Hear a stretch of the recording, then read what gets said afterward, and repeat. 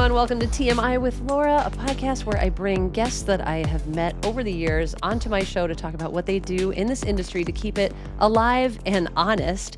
And my guest that's joining me today has made herself a name in the industry in a number of different ways. I can't wait for you to meet her. She is a backing vocalist to the stars, but I'm going to let her tell you who those stars are and get her story and catch up because we have not seen each other for gosh, I don't even know how long. So without further ado, please welcome to the show, Chrissi Poland. What's up, Chrissi? Hey Laura, what's up? When I was prepping for this, I was like, has it really been since college that we've seen each other in real life? You know what? I think we actually saw each other at NAMM one year. I'm having this Oh, memory of okay. you. Ran into you probably early 2000s. There was a stretch there where I was going and performing with various artists, yeah, for several years. And I remember seeing you. I can see it in my head. Oh my So goodness. but it wasn't that long after we left school. I mean, yeah, because I started NAMM. This was my 20th NAMM show this year, which was crazy. That's crazy. And that show changed my life and changed the trajectory of my career, which I think is so interesting. And I love that's why I'm so excited to have you on the show because you went the performance route and stuck with it, whereas I kind of went this like hybrid route of performing and working in corporate America. But Yeah. let's start with how you've been, first of all, and then I want to talk about kind of where you went. Like, let's set the timeline from Berklee. By the way, all we went to Berklee together. We Uh, did.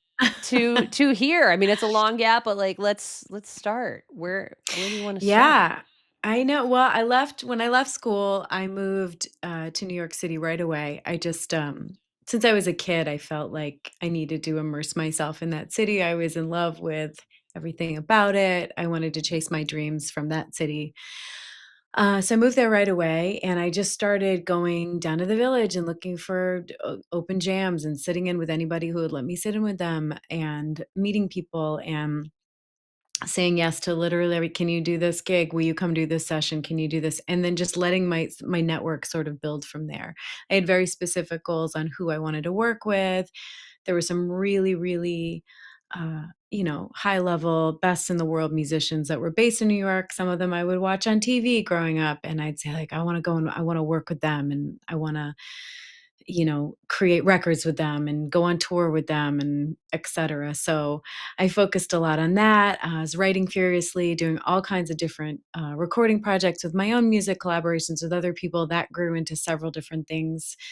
Along the way, I've categorized myself as these two very big umbrellas in my career where I'm sort of jumping into someone else's situation, whether that's singing background vocals for somebody on or off stage or touring with them as a featured artist. Like there's a lot of musicians I ended up working with that'll have a vocalist be a part of their show that they bring out, and I get to do something with them. So there's aspects of that. And then my studio life, everything from film and TV, commercials, all of that stuff, to solo stuff, which is in a different category. And that has run the gamut of my singer-songwriter music, music that I have written that's been collaborations with other artists where we've had little bands, little side project bands for various reasons. And just currently right now, just finishing a brand new album, but I think it's the best thing I've ever done. I'm really excited about it. It's the first time I've kind of had a big team around me for it. So that's kind of like the broad strokes summary of all the I things. love If that. we can break it down into other little things, but that's kind of like the overall Yeah, no, I trajectory. love it. I mean, the 20,000-foot view is probably just enough for some people to get excited about who aren't in our crazy industry because I love that you said though that you saw these people on TV, you saw these people performing and you're like, I want to perform with them. So, who did that happen with? There's a few. Probably my biggest one when I moved to New York was Will Lee, who of course is one of the Mm, greatest bass players to ever pick up the instrument and one of the most recorded bass players of all time. And of course, I'd see him on the Letterman show. You can't miss him because yep. he's tall and he had blonde hair and he's always jumping around. And see him and Paul Schaefer, they were just would radiate music and electricity. And so I said, I got to work with Will. Like, I got to find a way to be in that circle of musicians because I'm going to learn so much, and I'm going to expand so much if they're willing to let me. How do I prove myself to these Right. people? So I would like go down to the bitter end, playing there, and be like, "Hey, will you listen to my demo?" Yes. At the end of Oh, the night, and I would just keep doing it over and over again, and I would vocal this has worked for me so many times in my career. I can't stress, and I stress this to people who study with me, who want to do not only voice lessons but just kind of like industry mentoring sessions about the power of manifestation, and yes. how it's seriously, like, it starts with a thought, but there's neuroscience that backs this up. I mean, this is a real series of things that you can do to manifest your goals, and I am living proof of it. And for example, wanting to work with Will, that started from me sitting on my couch when I'm 17, watching him on the show, to going there, to eventually having enough people give me a recommendation to him, and him remembering me because Yes. I stayed in his sphere, for him to call me up one day and say, "Hey, I have a band called the Fab Four and I need some singers for it. And will you do this?" And that was my little entryway into what has become an amazing working relationship with many different projects, including my own records that I've had him on, including me starting a band where he was in my band and I'm music directing him, which Right? is like So so wild. crazy. And Oh then my just gosh. the beauty of the friendship, and just the beauty of getting to be in the presence of somebody that incredible as an artist and a human being. And I have that story many times over with many different people in this industry. It's really a gift, and I'm very grateful for those opportunities. But it really does start with, well, what's your goal? What do you want to do? How do you take the steps to make that happen? You know? I think that is so important, and I think in our industry, it's often overlooked, right? We're shown this big shiny dream, and we're told, "Reach for the stars," and it's like, "Great, cool. What's the strategy to reach for the stars Right. exactly?" Because there's no playbook, but so many different artists that I work with have come across, and creatives who have that really that visualization capability and manifestation capability, they do the best because this Mm, industry is impossible. It's impossible. just it'll And it's it it's will got a moving set of rules. The goalposts constantly move, I you know? know, and so you've gotta have that sort of North Star that you're working towards, or several maybe, as the case may be, but having clear strategy, if you're listening to this and you're just starting out, is super important. I will say I'm super jealous of people coming up now in terms of ChatGPT because I Sure. do love it as a resource for, just kind of helping me focus. Because as a creative, I don't know about you, but I'm scatterbrained as hell a lot of the times. You're a mom, you're working, you're an instrumentalist, you're a vocalist. So it's like getting that kind of center to just say, write a whatever, an album plan or whatever it might be that day. It's pretty empowering stuff, but not Yeah. for writing. I don't use it for Mm. writing. Yeah, That's I know that's more that's intro. where it starts to get really like, "Oh my god, what's happening to our Ah! world?" I We know, have to I hate fix it's it. like a fine line. But yes, I it can hate be it. useful for strategy, for business. It really can. You know how to use it the right way. Yes, yes. So you've been, from the beginning, very focused on what you wanted to do, very goal oriented, accomplished some of those goals. And just to take a sidetrack for a minute, you became a mom. And it Yeah, wasn't all that long ago. I mean, in the grand scheme, because how old's your daughter now? she's 7. I was gonna say, I She's was like, she 7. 8? Okay, I'm aging her. I Yeah. won't do that to you. But No, I know, okay. it's hard to tell when it's other people's kids. Like, I have friends too where I'm like, "Wait, how old is your kid? Are they, like, 5?" And they're like, "No, they're 17 now." Like, it's like Oh my you're in a gosh. time warp with other Oh, people's kids. But 100%. yeah. She's 7 and she's already got bitten by the bug, it looks like. I mean, she is talented as heck. It's wild to watch, and I mean, both her dad and myself we're both musicians, so, I mean, I don't know if you experienced this with yours, but, like, it's crazy from the time she was, a year there, we had instruments everywhere, and we were always playing music. And I did make up my mind that like, oh, I'm going to properly brainwash her with good music from the very beginning, like while she was Yes. still in my belly.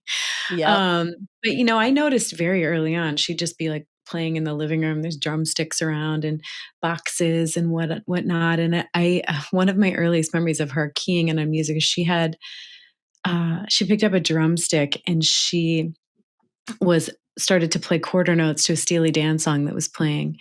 It was Nice. Hey 19.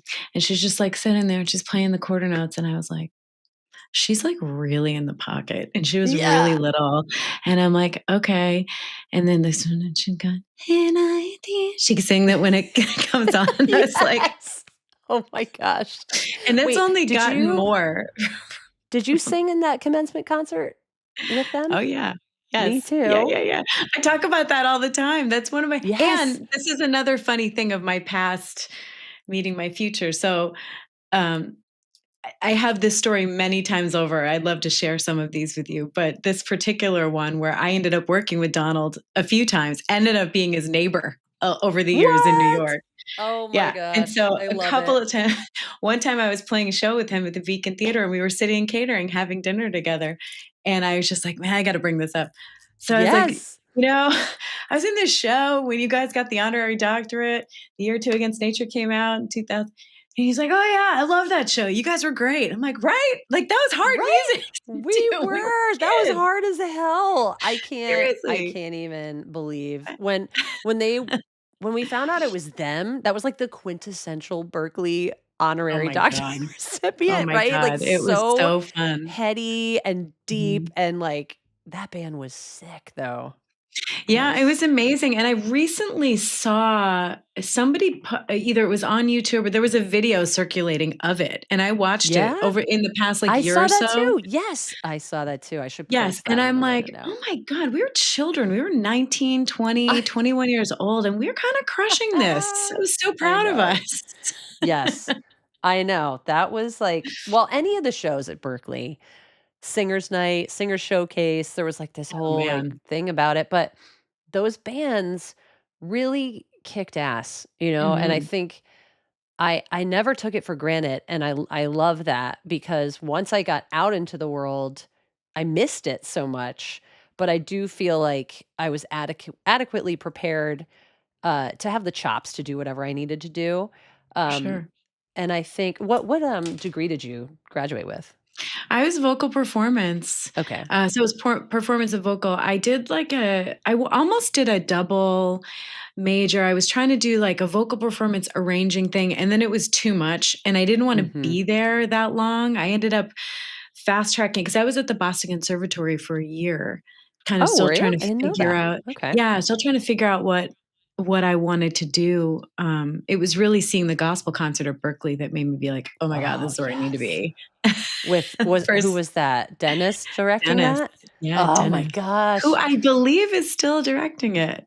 Someone told me I recently. so I go back to Berkeley a couple times a year for sure, Mhm. to show the kids the new stuff, which is super gratifying, and I passed him on the sidewalk, and, like, I It's was so like, "He's never gonna crazy. recognize me," so I didn't even say hello, but I was like, "Oh my gosh, it's Dennis." Like, Yeah, Dennis Montgomery Jr. or the 3rd? I yep. think he was the 3rd, I don't even know, but I he think it was the is a 3rd. legend. Yes, I think so Totally. too.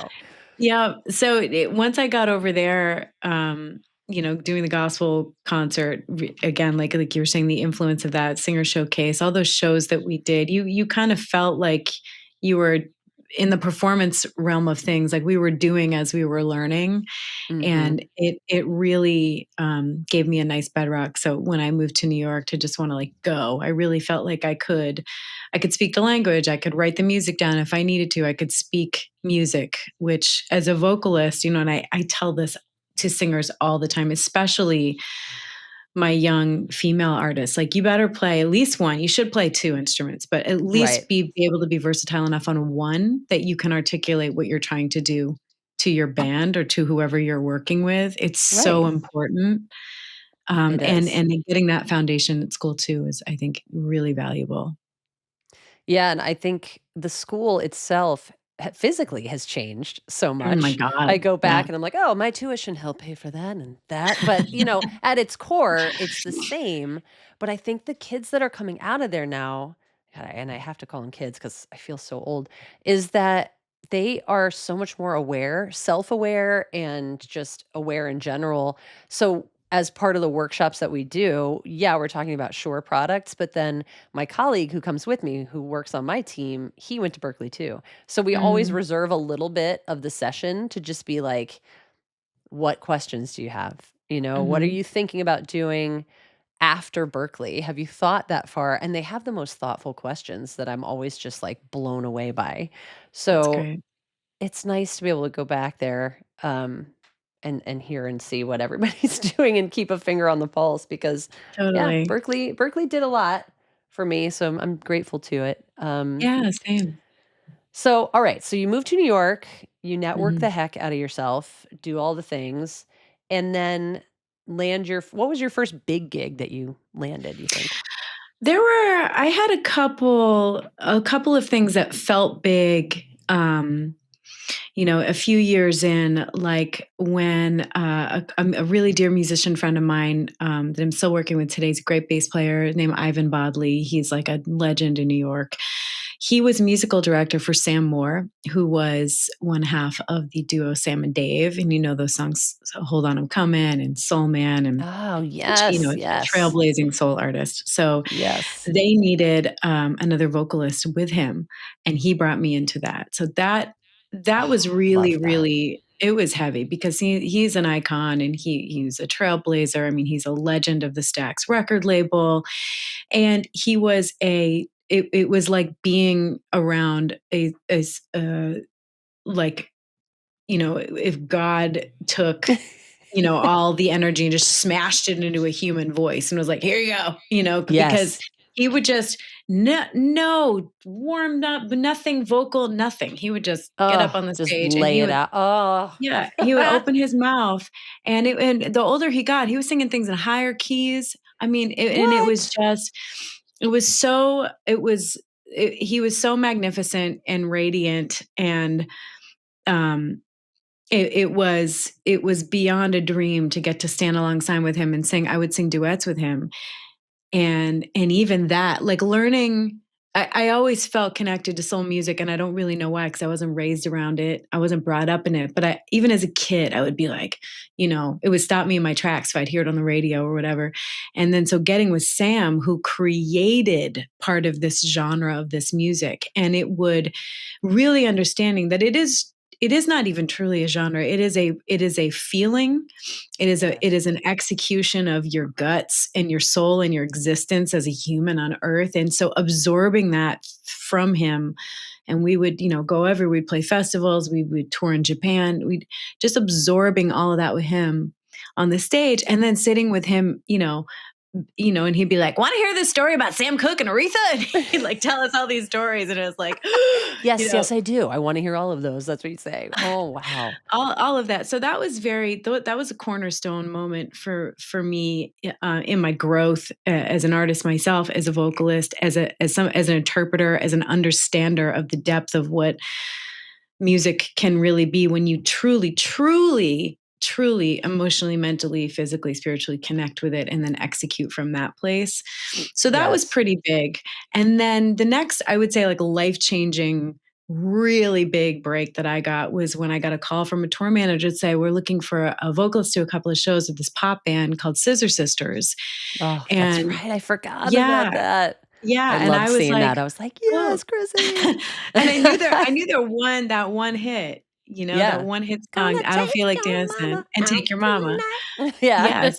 Yep. Right. So I was like, "Oh, yeah." So I went to SIR, and there was a whole bunch of auditions, and so again, it's like, if I can trace it, and I tell this to people all the time, that young people I'm coming up, I can trace that phone call back to me going out and sitting in at jams and making myself known and connecting and meeting with people, because how else are you going to get a recommendation? So I was Mhm. recommended by somebody who knew me and had seen me sing a bunch of times and say, you should call this person. So I went down and we auditioned, and myself and one other singer got the gig, and it was just to do something at the Bowery and South by Southwest, like a big, big show at South by Southwest. And the vibes were so great. They loved us. It all felt like a family. And they said, well, we're doing a world tour this year. We want you guys to come with us. And that turned into 3 years of touring around the world with Wow. them. And the biggest stage, I mean, we were Glastonbury Maid Stage, 85,000 Yes. people. Like 3 years of my life. I'd be gone for 9 weeks at a time. I went to corners of the globe I never thought I would go to. And that really started with that opportunity, bloomed into, it shaped me again as a performer and as an artist and as a writer in my own right. It shaped the record that I put out after that on my own. And just the experience of like traveling around the world in music, in under the umbrella of music, and the creatives you get to meet and the cultures you get to get immersed in and the foods you get to try. The expansion of my mind of planet Earth grew 50-fold from those 3 years. So I bet. that changed everything for me. And then from there, so many more things. So those were the two biggest things when I moved to the city that were like, went like this, and then it went like this for me Mhm. personally and in my career. Well, so you mentioned traveling and being gone for 9 weeks at a time, which I think so many people who are on the outside of it see touring as this big glamorous thing.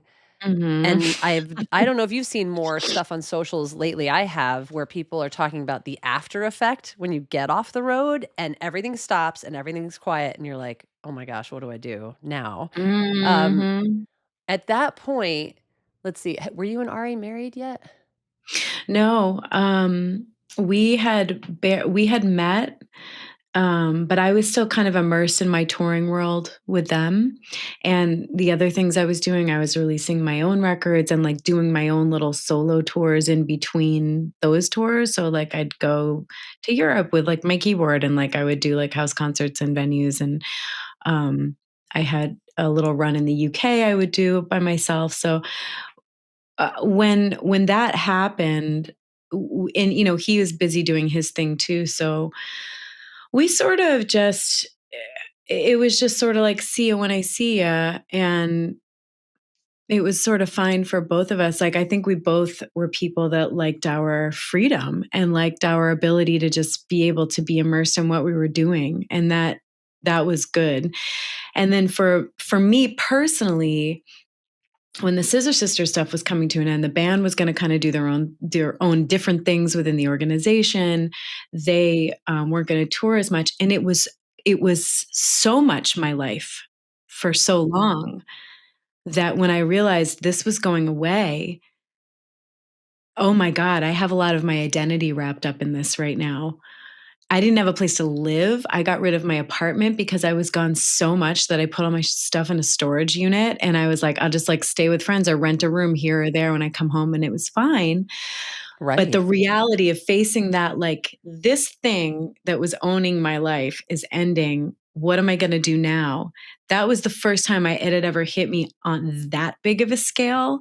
And it knocked me down so bad, so hard, emotionally, mentally, all the stuff you were just talking about, that like it's as if you were living a life and then the rug gets pulled out from underneath you and that life's not there anymore. So figure it out right now. What are you going to do? And it's too much for the brain to process, where you're at the same time Yeah. trying to just like, where am I going to live? And where's my next gig coming from? And then, and just the emotional side of it, you're attached to people. Like these have Right. been your family for so many years. Like it's strange experience. So that was a really big learning curve for me to be like, okay, no matter whatever happens in my career, I need to make sure that I have to remember that everything is temporary, and to be diversified enough that you've got different things going on and you're kind of tending to different gardens at different time, and one might get more Mhm. attention at one moment, but there's these other things too, and you continue to kind of grow those as best you can. Otherwise, when the big thing goes away, you're left with this kind of catastrophic, confusing feeling that's like, What okay, how do happened? Yeah.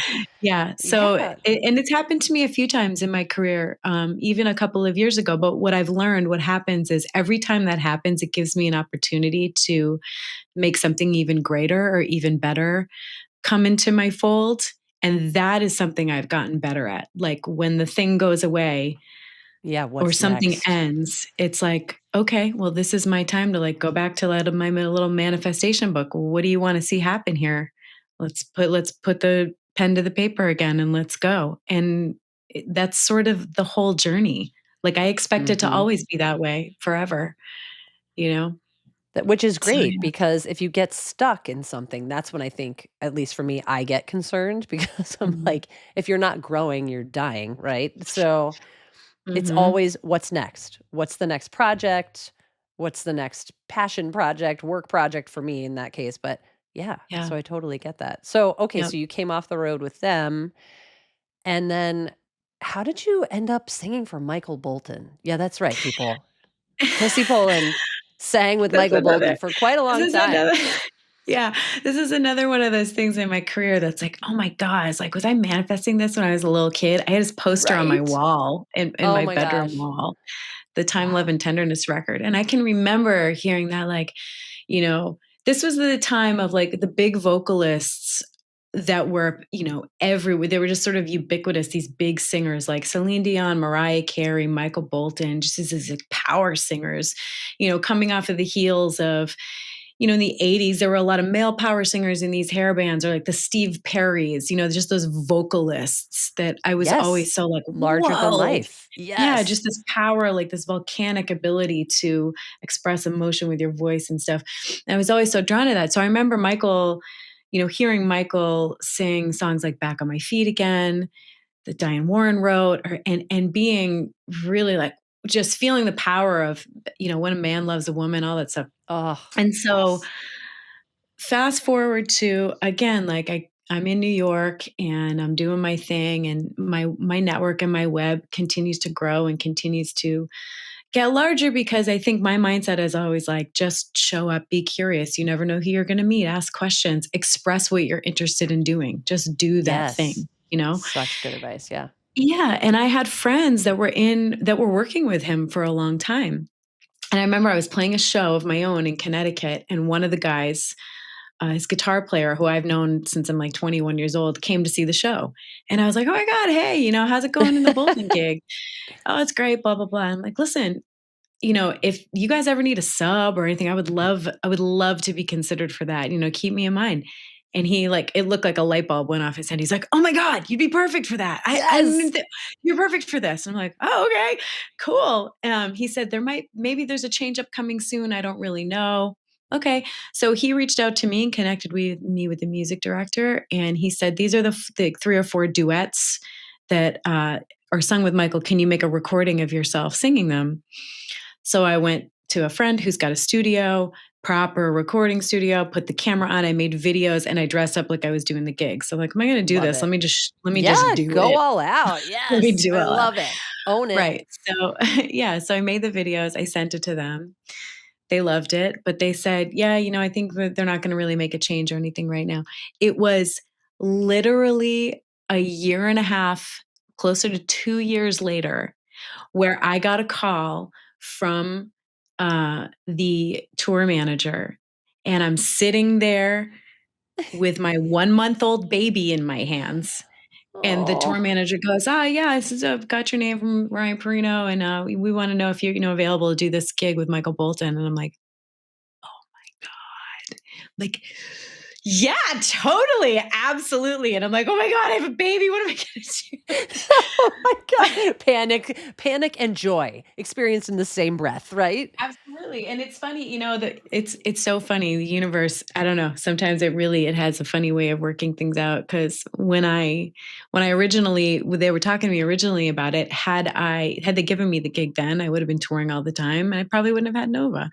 So, they call me at this time, she's a month old, and luckily, the first thing they wanted me to do was morning TV in New York, which is pretty easy because it's just show up It's and, right there. it's Yeah. right there. And then Still the next wicked early thing, though. yes, but I was on the mom train, so I was like, I'm up. Right. You were like, sleep deprived. Let's go. Choo choo, motherfucker. Right. Exactly. So, and then the following tour was just like PACs around Florida. So everything was like a 2-hour drive. And it was in the month of February, and Ari had nothing booked. So we went as a family. We drove ourselves. I didn't do the sprinters or the tour bus with them. We had the baby with it. And I said, the tour manager, I'm like, listen, this is my situation. We'll get ourselves around. I'll follow your itinerary. I just have one request. Don't tell Michael I have a baby. I don't want him to know because I don't want him to make Wow. I don't want him to think, oh, she can't do that. He doesn't need to know that. All he needs to know is that I can show up and do my job. That's it. Leave it at Badass. that. Yeah. So we did, and it was like 2 years later. I remember we were in a airport lounge. I think we were coming back from like Korea or Japan. It was some very long layover, and he and I were sitting in a lounge. I'm like, "Hey, do you know I have a kid?" And he was like, "What?" Surprise. And I'm like, yeah, when you guys first called me, I didn't want to tell you because I didn't want you to think I couldn't do it. So I just like kept it to myself. And he was like, Oh my what? gosh. And we had a good Wow. laugh about it after that. But Well, yeah. I honestly, I can't blame you because well, I didn't get fired, but I was not asked back. And I That's was what I'm saying. told It's just horrible. And I'm once, sorry. That's yes, unreal. it's just, I knew ahead of time, I was told because I was singing with Howard Jones at the time, Mhm. if you have kids, you're done because Howard believes that the woman should stay home. I was like, Whoa! what? So, yeah. Yeah. I know. I don't think I've Well, ever said that one on air, but, you know what? That's not a vibe I'd want to be around anyway, to tell you the truth. exactly, exactly. So that happened. That was, I think I last toured with him probably 2009, and I got pregnant in 2010, and I was like, Yeah. peace. But, yeah, it's shady. So I totally get why you did that, but I think that's so cool that you were like, "No, he doesn't need to know."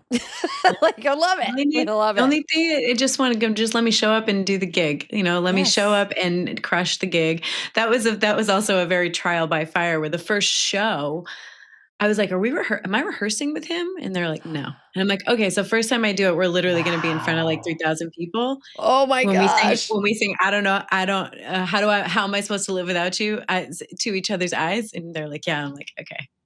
Like, I got Alright, let's this. do this." And we're like, all the chops I've gathered, all of them are for this moment. But Yeah. Oh, it's so wow. so much of this world, especially when you're working with people like that. Like he's an icon, he's a star, people like that. Like Right. so much of this, as you know, is knowing how to be in that situation, knowing how to make that person feel comfortable, knowing how to watch. I mean, like I was watching every single movement of his Yep. eyes and his mouth to just make sure I matched the duet right. And you have to be able to, fall into a situation really quickly and just go and execute real quick. Um, Mhm. and if you have those skills, you're good at what you do as a musician, you have those skills. Because also, as you know, touring, it's like, it's really So how hard. can you be the 23 other hours of the day? The show's only an Yes. hour. It's the rest of Yes. it. You know? Yeah. Yeah. That's so Yeah. true. But Yeah. I love matching his energy, which I think for vocalists because I have students too, and I feel like they get so caught up in their world and being able to, whatever, get the part that they want or do the thing that they want to do. And I'm just like, you got to remember what you're doing it for. Like, Yeah. tell the story Mhm. and don't just sing. The mechanics of it will follow, but you gotta figure out what you're doing there, Mhm. and I think that's the hardest thing to teach or to learn, really, until you're Mhm. in that scenario and you're like, "Oh, yeah, okay. Yep. What kinda day are they having? What kinda day am I having? Where are we? Are we jet lagged?" It's just yeah, it's a lot. Yeah. But, oh, that's so Yeah, cool for that you sure. got to just, like, get thrown out there and, of course, crushed it because I if Thanks. for those who are listening, you gotta check out Chrissy's music, which we're gonna talk about next. But you can go to Chrissi Poland and it's CHRISSI Mhm. Poland.com. That's it. Tricky, we gotta be glamorous. So yeah, let's switch gears. Let's talk about the new album, which Yeah. you're doing a release show, an official release show, right? Next month? So we did a big show actually in November, Right. to kind of, and it was sort of like a pre-release show of the album. I have some shows coming up. So in February, doing Jimmy's Jazz in Portsmouth. I'm doing City Vineyard in New York. Again, the Indigo Room in the Berkshires. And these shows will be a little bit of a smaller version. We did the show in New York, and we had a 9-piece band, which was needed to articulate the music because the record is called Forever Muscle Shoals, and it highlights and kind of shines a light on the music that was recorded in what has been called the recording capital of the world, Muscle Shoals, Alabama, from the late 60s into the early 70s, and why so many different artists felt they needed to make this pilgrimage to this interesting little corner of the country where these studios had popped up, So that were, random. they were turning out like, Aretha couldn't get a hit. And then she went down there and made I Never Loved a Man the Way That I Love You album. And Mhm. it was like, then she was a household name. Because there's something Yep. about, it's the vibe, it's the place. It goes even back to the indigenous people that settled there. And they said they felt the Tennessee River, the bend in the river was singing to them. There's all kinds of Oh, like wow. interesting stuff about this corner of America and why it has spawned creativity, which I always found really fascinating. And having been so influenced by especially artists like Aretha and Etta, soul music, Wilson Pickett, Sam and Dave, Sam, who I toured with, Sam himself, when Stax had to like farm out studio work, they went down to the Shoals and recorded a couple of really big Mhm. hits. So, I had felt I've always wanted to make like a real soul record, and it's been in me, and I haven't been able to like, what is the thing? What do I do? Is it music I write, or is it music that I've been influenced by? And all of this kind of hit me like a bolt of lightning a little over a year ago. Because I had on the Bolton tour, we had gone to Florence, Alabama for a show. And as soon as we got there, I was like, I got to go take a tour of Fame Studios. I dropped my bags and like went to Fame. Bye. Yeah, And I'm exactly. like, and they give tours all the time. So I'm standing there in the A room and they're playing the demos of the songs. I'm looking at the Wurlitzer that Spoon Roldan played the opening to Never Loved a Man. I'm looking at Aretha's Oh piano. my gosh. And I start to have this visceral reaction where like I'm crying. I'm in the corner. I can't even enjoy myself because I was You're getting this like, overcome. yeah. And I was like, I gotta do something here. It was almost this panicked, very, very visceral, powerful feeling. And that was so real. And I remember talking to friends about it back in New York. This was in 2022. And Okay. then when in December of 2023, I started kind of figuring out, all right, well, what are the next round of things I want to be doing? And I kept thinking about this record. And it was about 8 or 9 months later that I reached out to a friend of mine who has a smaller studio down there and said, hey, I have an idea for this record. And this is why I think it'll work. This is why it means so much to me. I've worked with a lot of the artists who made those records there, like Mavis Staples, like Ronnie Wood of Right. the Rolling Stones. Like I have history of them. I just sung with Cher last year. She made her record there down in the early 70s. The first artist to record at the new Muscle Shoals Sound Studio was Cher in this Oh, killing record wow. that she made. So um, they loved the idea, and I went down there and I met the team of folks down there, and we went over to Fame, and we there was a group of us that came together to try to make this happen. And a year and change later, we have this album that's finished and we're about to launch it out into the world. And it's really great to be working on a record like with a team. I have a label imprint for it. We've got a whole bunch of people that are sort of behind it as we start to grow it.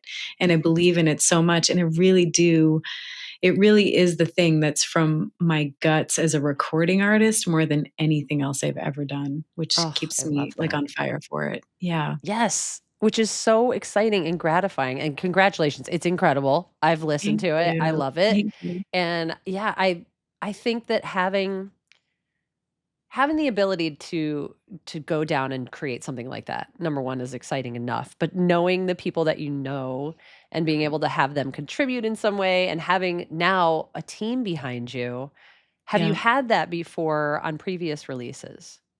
Not in this way where really many aspects. I mean, we're still a little operation, but many aspects from the business side of things, we have a team in place for that, for the everything for like the graphics and the social media side of things, managerial side of things. Like there's a group of us that are behind this and believe in it.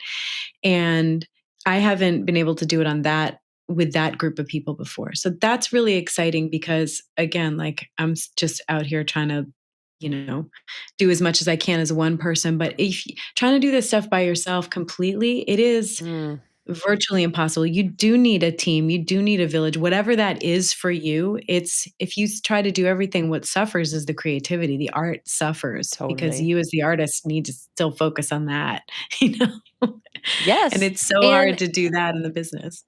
Right. And performing it too. That's the other thing. It's like you put this out into the world and it's like, well, shit, now I have to figure out how to make this translate from record to live. So, having the 9-piece band, definitely helpful, but not sustainable necessarily as an independent artist, right? Absolutely not. So I have to do this in different versions. Like I can do this with 4 people. I can do this with the one other person. If I'm playing small rooms where it's like listening rooms, if I get booked on a festival and it's a big festival, I might need to invest in that because that's really, really great marketing for my record. So it's like every situation is different and you have to address it as it comes. Yes. And I think that is so great that you have that team behind you because there's something to say for being in this industry for a minute, right? We've been at it for a while. And to have that luxury now of doing that is so gratifying and so exciting to see for you because it's not something that those who are coming up get to have. And you've done that because you've built the network and you've worked your ass off to have those connections that you can now lean on so that this can see the light of day in the right way. Because, we've both had albums come out and it's like, we're proud of them, but like they just come out. It's like, yay. I know what's next. Yeah, I know. Yes. And that's like the beauty and the difficulty of being an artist in the age of the internet, which is rapidly, that was like dawning as you and I were getting started as artists. And it just changes so much, so constantly that sure, anybody can put music out now. And there's a real downside to that. You really used to have to earn your right to get into a studio and get a deal. And there was only 7 radio stations and, it was a lot smaller of a club. That being said, too, there's a lot you can do on your own. Retaining the rights to your masters is amazing because if something great happens with that, like you're doing great. And there's a lot of artists. Yeah, they'll tell you back in the day, artists that, sure, it looked like it was going great for them, but they don't own their masters or they're in a bad deal. That's a tale as old as time, I know, sadly. How did that keep happening over and over? That's what I just boggles my mind. But you get wrapped up in it's happening. It's all happening. And then you don't have someone in your corner who can read the fine print and say, That's hey, right. whoa, pump the brakes. Yeah. Oh, all right. Man. So you're making great music that you're super proud of. You've toured with some legends, and I want people to go to your website, so I don't want to give away all of the legends you've toured with. What's next? What do you, besides the album, or in addition to, what's next? Yeah, this album will be a real focal point for me this year in, working with, kind of getting it out in the world. I'm working with some great people on booking it in different levels of different things. I have some folks over in Europe that I'm talking about. It's going to be featured in Cafe Nero, which is like the Starbucks of Europe. Oh, wow. Cool. Yeah, there's some in America, but over there, if you go to the UK or London, they're as popular as Starbucks. So they do a lot of focus on music. So I have a wonderful connection there that's known me for years, and they're already playing the music in their stores. They're going to feature the album as the album and the artist of the month in the spring. So I'll go over there and do some stuff with that. That'll be really fun. Nice. And then as far as touring goes, between my things, I'm doing some kind of new to the organization, working with Chris Bodie, which has been really fun. Very cool. He's wonderful, and it's a wonderful gig. I get to come out and he features me, and I get to kind of play with him on stage. We get to trade a little, and we have a lot of fun. So I've got dates with him coming up. Last year, I did some amazing touring and really fun work with Christopher Cross. We were on tour with Toto, so that was so much fun. So there That may was be fun. more of that. I didn't get to go to that tour because you came to Connecticut, and I was That's like, right. and I saw on your socials you were touring with him. I was like, oh man. And my friends were there. I was like, look for my friend Chrissy up there. She'll be singing backgrounds. And they were like, Oh I my gosh. saw her. So, I mean, That was really fun, and there may be some more of that, this year. We're all just still working out our schedules, but that's yes. going on. And then there's always stuff that's what's interesting about a new year, especially as I'm continuing to kind of put new things out. Things will come across my life that I wasn't expecting, and it happens every year. So it's Mm-hmm. always fun to think about, like, well, there'll always be some X factors, and just keep kind of doing as much as I possibly can to put good music out, connect with people, help people when I can, pass knowledge on if I can. I love getting the chance to do that because people who did that for me, it changed my life for the better. Yeah, and we'll just keep going with it. Well, I love that, and that's such a great way to end things today because, thank you for sharing your insight with my audience. And if you have questions for Chrissy, reach out to her. Find her on social media at Chrissi Poland, Yeah. right? No music or anything, Yep. right? Yep. And ChrissiPoland.com, and go and listen to her new music. It's everywhere that you want to listen to it. Forever Muscle Shoals. And yeah, I'm just so grateful for you being here. And it's been, 20 something years since we were in the I halls of Berklee, know. but I feel like we've gone in like different paths, but still parallel paths. So it's so nice to just catch up Totally. and see where you've been. And so thanks for being on the show. Thanks for having me. It's so great to catch up with you too. You're incredible, everything that you're doing. I hope we can be in the same room soon. We're not that Yes. far from each other. We're on the East Coast. I gotta get back out to Nam again. It's been too long since I've been out there. So maybe next year we can do something. You do. You really do. It's Yeah. fantastic. And it's Yeah. just exhausting, but wonderful. I'm sure. I remember. Yes. All right. So check Chrissy out. And as always, everyone, thanks for listening. Thanks, Laura.